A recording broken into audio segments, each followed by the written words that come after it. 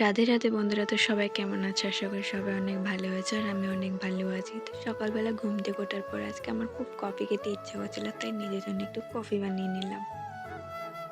তারপর চলে এলাম কফি নিয়ে সোজা জানলার পাশে। তো এসে আমি বাইরের ফিলটা নিতে নিতে কফি খাচ্ছিলাম। তারপর চলে এলাম রান্নাঘরে। আর রান্নাঘরে এসে আমি কাঁচকলা, আলু, মাছ দিয়ে ঝোল করে নিয়েছি।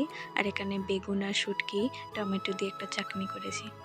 আর দুদিন আগে মা বাজার থেকে একটু চিকেন এনেছিল, তার থেকে আমি কিছুটা চিকেন আলাদা করে রেখেছি পকোড়া খাবো বলে। এই যে আমার পকোড়া রেডি, আর আমি স্নান করে সোজা চলে এলাম পকোড়া খেতে। আর একটু লেট করব না, আর কারণ আমার অনেক খিদে পেয়েছিল। তো দেখো, এটা আমার অনেক ফেভারিট, ঠিক আছে? তো আমি একটা খেয়ে দেখি কেমন হয়েছে খেতে।